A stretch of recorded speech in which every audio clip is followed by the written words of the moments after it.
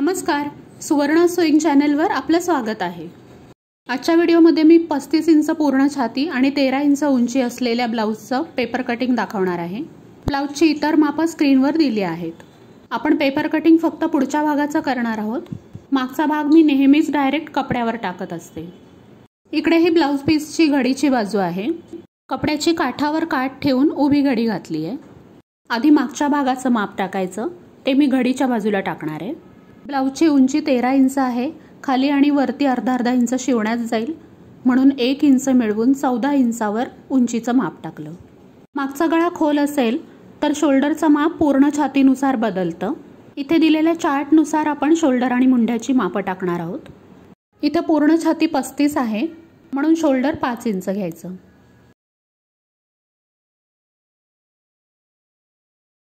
इकडे खाली सुद्धा 5 इंचावर एक खूण केली आणि ही सरळ रेषा आखून घेतली।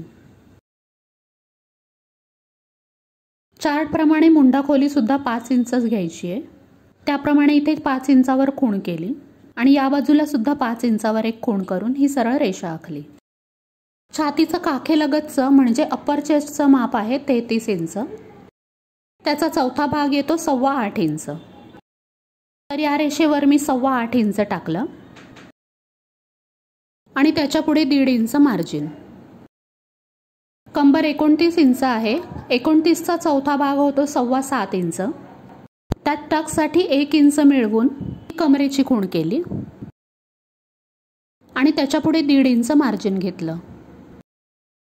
आता या दोन्ही मार्जिनकडच्या रेषा आखून घ्यायच्या। या काटकोनातून अर्धा इंच बाहेर एक खूण केली आणि मुंड्यासाठी हा तिरका आकार दिला। हा जो तिरका आकार दिलाय तिथपासून 1 इंचावर एक खूण केली आणि त्या खुणेच्या आधारे हा मागच्या मुंड्याचा आकार दिला।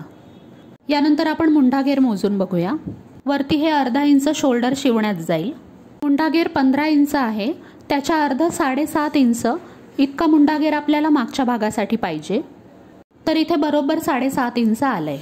शोल्डर पट्टी आपल्याला 2.5 इंच तयार पाहिजे, त्यात अर्धा इंच मिळवून 3 इंचावर शोल्डर पट्टीचं माप टाकलं। मागचा गळा 8.5 इंच आहे, वरती अर्धा इंच शिवण्यात जाईल, म्हणून 9 इंचावर मागच्या गळ्याचं माप टाकलं। गळारुंदी 3 इंच घेतली आणि हा काटकोन जोडून त्यानंतर गळ्याचा आकार दिला। कमरेच्या बाजूला जितका अंतर आलंय त्याचा बरोबर मध्य काढायचा। इथं आपला टक्स येईल आणि जिथपासून हा गळा ओपन झालाय त्याच्या अर्धा इंच खाली इतकी या टक्सची उंची ठेवायची। आपण कमरेमध्ये टक्ससाठी 1 इंच मिळवलं होतं, तर या रेषेच्या दोन्ही बाजूला अर्धा इंच असं हे टक्स टाकायचा।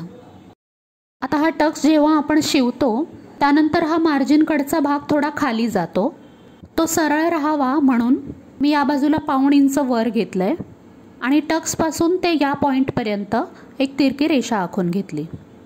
पुढच्या भागाचं पेपर कटिंग झालं की मग ते या ब्लाउज पीसवर आखून नंतरच मी हे सर्व कापून घेणार आहे। सध्यापुरता हा ब्लाउज पीस मी बाजूला ठेवते।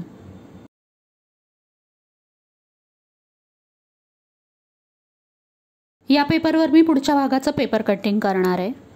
सगळ्यात आधी या बाजूला 2 इंच पेपर आतमध्ये फोल्ड करायचा। तुम्हाला पाहिजे तर तुम्ही 2-2 इंचावर खुणा करून एक सरळ रेषा आखून घेऊ शकता। शोल्डर, मुंडा आणि अप्पर चेस्ट ही मापं आपल्याला मागच्या भागाप्रमाणेच या भागावरही टाकायची आहेत। शोल्डर 5 इंच,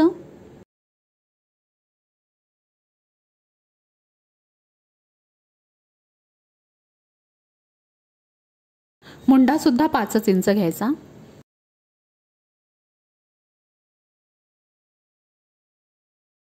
शोल्डर पट्टी 3 इंच घेतली।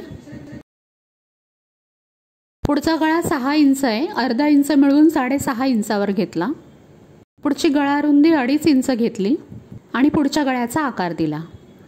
या काटकोनामध्ये 1 इंच बाहेर एक खूण केली आणि पुढच्या मुंड्याचा खोल आकार दिला। मागच्या भागाप्रमाणेच इथे सुद्धा अप्पर चेस्टचं माप 8.25 इंचावर टाकलं आणि 1.5 इंच मार्जिन दिलं। कमरेकडचं माप सुद्धा मागच्या भागाप्रमाणे 8.25 अधिक 1.5 इंच टाकलं आणि या मार्जिनच्या रेषा आखून घेतल्या।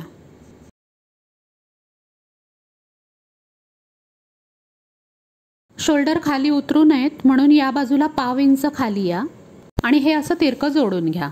मागच्या भागाला आपण उंची अधिक 1 घेतो, पण पुढच्या भागाच्या उंचीला उंची वजा 1 टाकायचं। उंची 13 आहे, त्यात 1 इंच कमी करून 12 इंचावर मी ही पुढच्या भागाची उंची टाकली, कारण योकपट्टी मी सेपरेट काढणार आहे।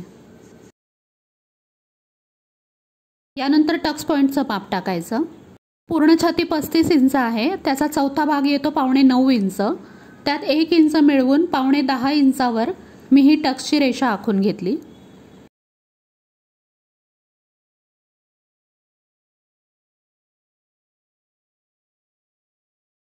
यानंतर आपण जे 2 इंच आतमध्ये फोल्ड केलं होतं ते उघडून घ्या आणि ही टक्स लाईन पेपरच्या शेवटपर्यंत आखून घ्या। यानंतर कटोरीचा आकार आखून घ्यायचा। 35 इंच पूर्ण छातीसाठी या ठिकाणी 2 इंच आत घ्यायचं। पुढच्या मुंड्याच्या आकारापासून सुद्धा 2 इंच आत घ्या आणि गळ्याच्या बाजूला 4.5 ते 5 इंच घेऊ शकता। आता हे तिन्ही पॉइंट्स जोडत कटोरीचा गोल आकार देऊन घ्या। यानंतर कटोरीची रुंदी किती घ्यायची ते बघूया। त्यासाठी आपल्याला पूर्ण छातीचा 10वा भाग हे माप लागतं। पूर्ण छाती 35 इंच आहे, या 2 अंकांच्या मध्ये एक पॉइंट दिला की 3.5 हा 35 इंचाचा 10वा भाग आला। तर इथे 3.5 आणि त्याच्या पुढे परत 3.5 इतकी आपण कटोरीची रुंदी घ्यायची। आता गळ्यापासून या पॉइंटला जोडत पुढे थोडीशी एक रेषा आखून घ्या। या बाजूला आपण योकपट्टी जोडतो, त्यासाठी 1 इंच वर घ्यायचं।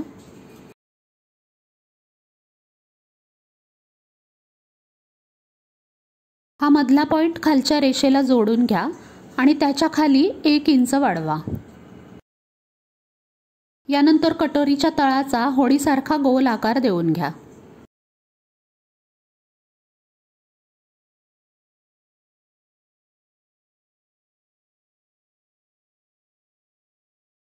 यानंतर टक्सची रुंदी किती घ्यायची ते बघूया। त्यासाठी या खालच्या रेषेवर मार्जिन सोडून कमरेचा चौथा भाग अधिक पाव इंच हे माप टाका। कंबर 29 इंच आहे, त्याचा चौथा भाग 7.25 इंच अधिक पाव इंच असं 7.5 इंचावर मी इथे एक खूण केली। आता हे जे उरलेलं अंतर आहे ती झाली आपल्या टक्सची रुंदी। या अंतराचं अर्ध करा आणि या मधल्या रेषेच्या दोन्ही बाजूला टक्स शिवण्यासाठी पॉइंट द्या।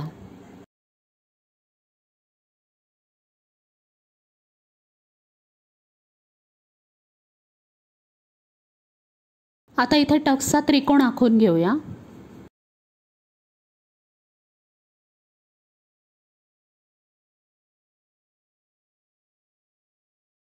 या मूळ त्रिकोणाच्या अर्धा इंच आत मी अजून एक त्रिकोण आखून घेतेय।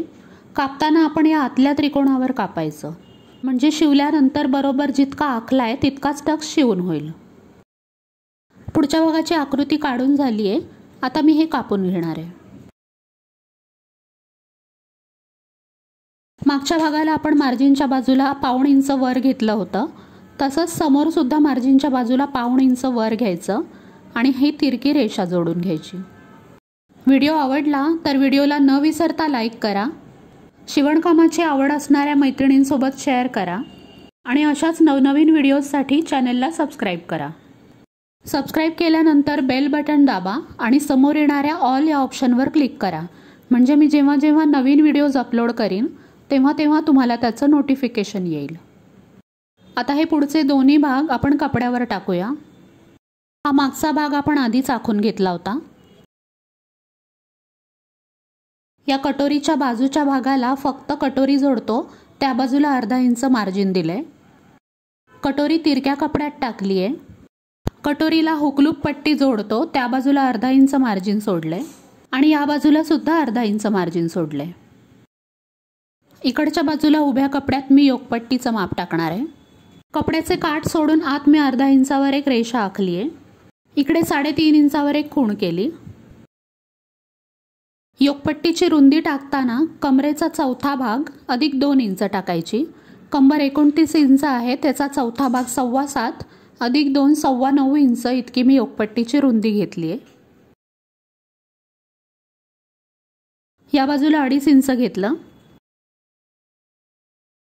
आणि हा योकपट्टीचा आकार दिला।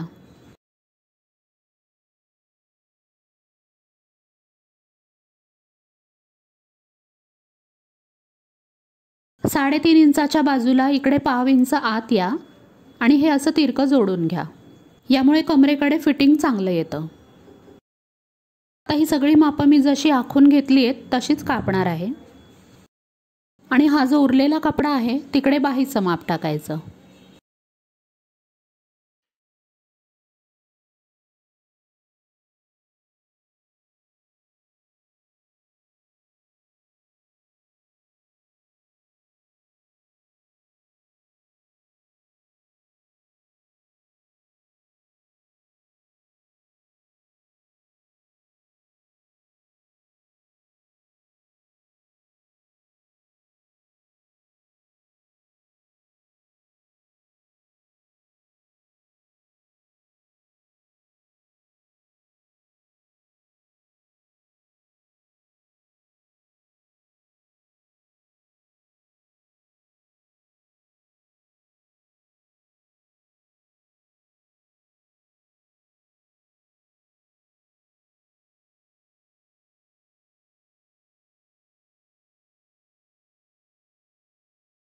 बाहीसाठी कपड्याची घडी किती घ्यायची ते बघूया।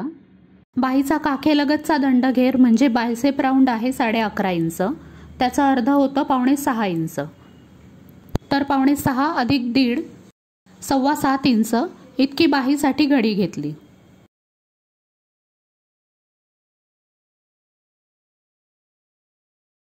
बाहीची तयार लांबी 7 इंच पाहिजे।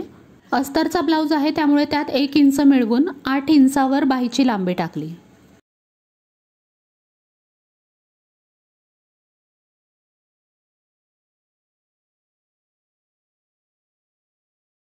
कपड्याच्या सुट्या बाजूला 3.5 इंच मुंडा खोली टाकली। हे 1.5 इंच आत मार्जिन घेतलं आणि या पॉइंट पासून मागच्या आणि पुढच्या मुंड्याचे आकार दिले।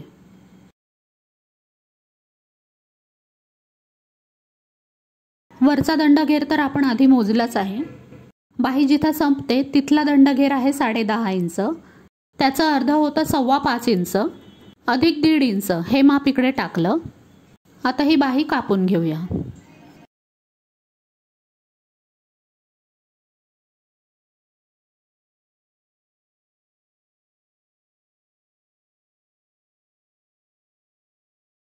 बाहीच्या मार्जिनच्या खुणेवर एक नॉच देऊन घ्या, तसंच घडीवर सुद्धा एक मध्यभागाचा नॉच द्या। बाही उघडून पुढच्या मुंड्याचा आकार कापून घ्या। कोणत्याही मापाच्या प्रिन्सेस कट ब्लाउजची कटिंग कशी करायची आणि 4 टक्स ब्लाउजची कटिंग हे दोन्ही व्हिडिओज तुम्ही आता स्क्रीनवर क्लिक करून बघू शकता। व्हिडिओ शेवटपर्यंत पाहिलात त्याबद्दल मनापासून धन्यवाद। पुन्हा भेटूया अशाच एका नवीन व्हिडिओमध्ये।